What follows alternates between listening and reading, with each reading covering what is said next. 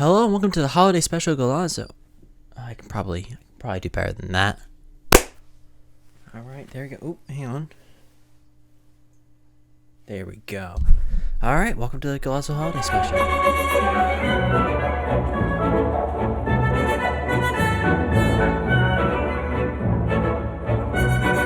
Hello, welcome back to Golazo for the week of December 22nd, 2020.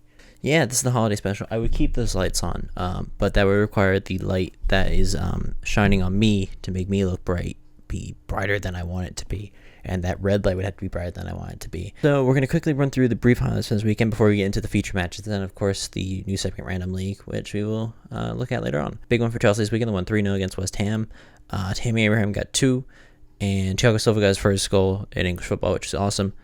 Glad we snapped that losing streak. Burnley won 2-1 against Wolves, who are a very strong Wolves side. They played well. They got penalty. Fabio Silva scored it, which I think is his first goal for Wolves. So fair play to them. Burnley played well. Tottenham lost to Leicester 2-0. This was going to be one of my matches of the week that I talked about, but then Liverpool and United did what they did, so I had to talk about those. But very impressive win for Leicester. Hopefully this keeps them pushing for the title, at least for a spot in the top 4 at the end of the season. And then Tottenham obviously slumped down to 5th place now. It's going to be an interesting year for them. They play really well, but then they don't. It's going to be a bit flip-floppy, I think. Everton beat Arsenal 2-1. Very good game for Everton.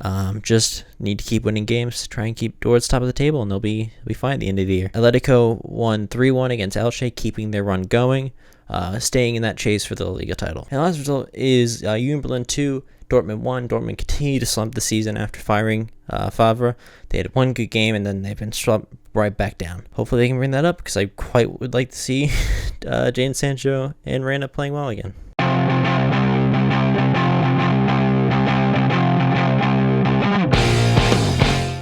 Alright, so the first feature match we're going to talk about this week is Manchester United 6, Leeds 2. First off, I did not expect this from Manchester United. That was a very, very good performance from them against a very tough team to break down. And it was not all United, surprisingly, in some stats, but we'll get into that later on. Leeds played about as well as they could. United just showed up and outplayed them. First off, goal scorers for United were Scott McTominay got 2 in the first 3 minutes of the game. Very surprising. Bruno Fernandes got 2. One of them which was a penalty because it's Bruno Fernandes. Victor Lindelof got 1, and Dan James got 1 against the team that tried to sign him, I think it was 2 years ago. Then Leeds got a goal. We got 2 goals, one from Liam Cooper, their captain, and one from Stuart Dallas. I mean, there's not really much to say about this game. It's just United dominated. Stats-wise, possession, it's actually in Leeds' favor. Leeds at 59%, where United at 41. Shots-wise, United at 26 shots, 14 on target. Leeds at 17, 4 on target. Very like Leicester from Leeds. Each team fouled each other 6 times. First off, talking points. How did United show up and do this? They've been playing quite awful this entire season, and they show up and just do this against a team in the mid-table that are just tough to break down. It's just a good sign. Leeds, they're a hard team to beat. Alright, so second of the future matches we're going to talk about today is Palace 0, Liverpool 7. Like last week, they had the dullest match week possible. This week, they had too many high-scoring games where I can only talk about 2 of them in the Premier League. It's ridiculous. Liverpool got goals from Minamino, Mane. Firmino got 2. Henderson and Salah got 2 as well. Henderson's goal was very good. Just get that out there.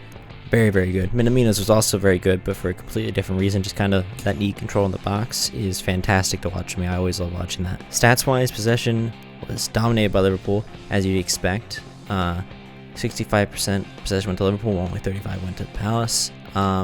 Shots-wise, Palace had 5 and put 3 on target, whereas Liverpool had 14 and had 8 on target. Corners, surprisingly, I didn't include fouls because it was just kind of all over the place. Corners, surprisingly, Palace had 5, Liverpool had 4, so Palace were getting corners from shots they weren't even creating. I'm assuming just having possession in Liverpool's half, forcing them to have to do something, and that something was clearing the ball. Some big talking points for me is, Jesus Christ, this Liverpool team is good. We knew they were good after they won the Champions League and after they played as well as they did last year to win the league. But how have they done this well without having... They lost Van Dijk. Jota played really well, but he's not in the squad anymore. I don't know what happened to him. I'm assuming because Firmino came back and was playing really well. They lost Alisson for a bit. It's been ridiculous. Klopp has perfected this system to the point where you can just throw anyone in there and it'll work, it seems like. Obviously not, because they lost 7-0, I think it was, to Villa. Are Palace really that bad, or just Liverpool just insanely Liverpool are just that good? that team shows up to play and they play the best they can. Palace, however, by no means struggling in the lead. They're 13th out of 14 games. They're 8 points clear of relegation. They're not, like, in the grand scheme of the table, they're not a bad team. Did they have a bad night? Yes. Is this going to cost them their season? No. Obviously, they wouldn't have preferred not to concede 7. But if you're going to concede 7 to any team, you'd rather be Liverpool than, let's say, I don't know, Aston Villa. Alright, so before we jump into the random league segment, we're going to talk about one more game, which was Sassuolo 1, AC Milan 2. Sassuolo's only goal scorer was Berardi in the 89th minute, but we're not here to talk about Sassuolo. We're here to talk about AC Milan, who, first off, Rafael Leao, I'm going to struggle with these goal scorers. Rafael Leao scored in 6 seconds, which is absurd. And then I've had to check how to say this guy, Alexis Salamakers, the Belgian kid, scored as well. Go on him. I think it's his second goal of the season. Possession-wise, Sassuolo actually dominated this match. They had 68% possession. Milan only had 32. Shots-wise, Sassuolo also had that advantage. They had 15 shots, 5 on target, whereas Milan had 11 shots, 5 on target. Corners, Sassuolo had 6, Milan at 4. So Milan were actually dominating a lot of stats, but they got the goals where they needed to, and they got them early. First off, I don't know how it's humanly possible to score in 6 seconds, but I've seen it now, and it's definitely possible. That's ridiculous, first off. Secondly, are AC Milan legitimate title challenges at the moment? Well, yeah, they're top of the table at Christmas. Yes, they're only in by 1 point, and that team behind them is Inter Milan. It's not Juventus. But still, and another thing is a big one, is that they have Zlatan Ibrahimovic, who didn't even play in this game. He wasn't on the bench either. That's what's insane about this team, is that they had Zlatan available. Presumably, he's probably injured actually, otherwise he would have been on the field, but they have him in the squad and he's not playing. And the only concern I can kind of see is they conceded that goal pretty late.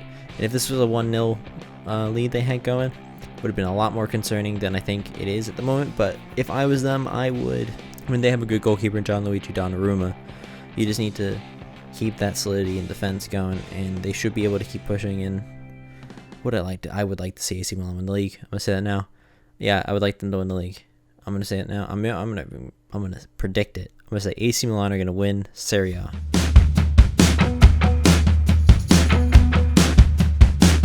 So in Random League, we're gonna talk about a league that I've always liked for some reason. I've never actually watched a proper game of them, but I've always enjoyed it because it's like a perfect combination of the American craziness in franchises and the like properness and like fanaticism of English fans, and it's the Australian A-League, which I was going to set a rule for myself that I was only going to cover leagues that have started, when I really wanted to cover the A-League because they've got a new team this year, who are playing Western Sydney Wanderers this weekend. That new team is MacArthur FC, which, by the way, have a fantastic badge. I mean, I know last week we focused a lot on Sochi's badge, but Jesus, this one's actually good. Firstly, there's a new team again this year. They had another team that joined last year, which was Western United, who did actually quite well for themselves. They finished 5th in the out of the 11 teams in the league. They're now up to 12, obviously, with the addition of MacArthur. It's a big ask for MacArthur to repeat what Western United did, finishing that high up the table, but I think MacArthur have the players to do it, I would assume. I looked at their squad.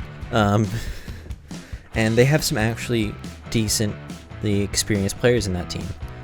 Firstly, they have a lot of names that are familiar with the A-League. It looked like players that have played in the A-League before, which is always what you want. You don't want to have an expansion team with no one who's played in the league before. A lot of teams, specifically MLS, learned that the hard way early on, where they would bring in a lot of talent, and not every single one of them played in MLS before, so they wouldn't be experienced with the league.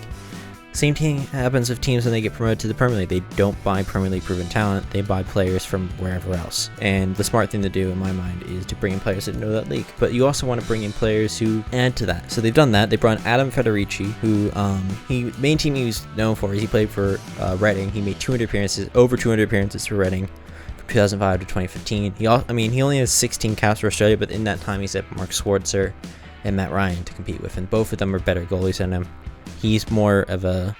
Federici was more of a lower division goalkeeper, but at the end of the day, a lower division goalkeeper is still about on par with the level of the A-League, so it's a good signing for them, bringing an experienced pair of hands who's going to be trustworthy and lead that defense like they need them to, especially when it's a team that hasn't played much together. And the other sign that really caught my eye was Mannion. You've watched any Bilbao games, he's been there for what feels like ages, but he's actually been there for 7 years, made 181 appearances for them. It's the first time he's playing outside of Spain. I would think that add on with the players they have who have experienced the A-League before, and also just the topsy-turviness of that league, and also the fact that COVID's going to play a factor in it now.